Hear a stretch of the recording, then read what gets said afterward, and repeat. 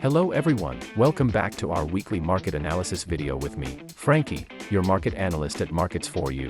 In today's video, we'll be looking at the key economic events and data releases from May 26 to May 30th, 2025. I've already set up my screen to display the economic calendar from the traders room at Markets For You.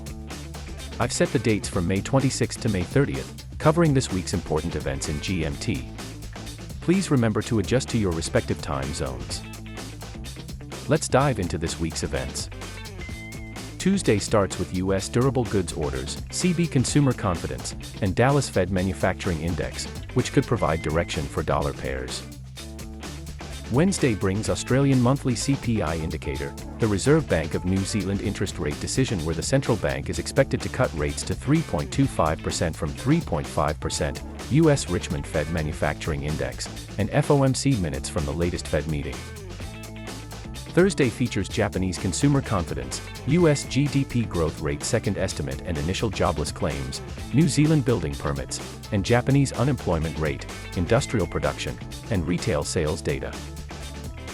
Friday concludes with Australian building permits and retail sales, U.S. personal income and spending, core PCE Price Index, the Fed's preferred inflation gauge, Canadian GDP figures, and U.S. Chicago PMI. This week's key market-moving events will be the U.S. GDP second estimate on Thursday, Canadian GDP figures on Friday, and the Reserve Bank of New Zealand interest rate decision on Wednesday. Now, let's go to the technical analysis. This week, we'll focus on the New Zealand dollar against the US dollar and the US dollar against the Canadian dollar, as both instruments face significant data releases in the coming days. Let's start with the New Zealand dollar against the US dollar.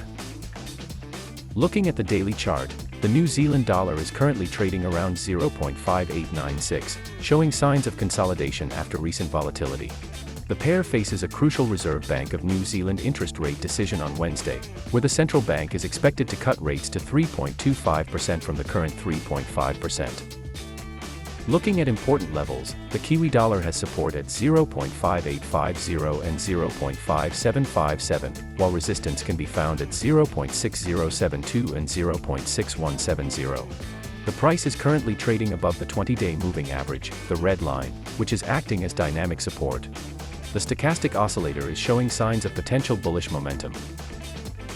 The expected rate cut could put downward pressure on the Kiwi dollar if confirmed, making the 0.5850 support level particularly important to watch during Wednesday's decision.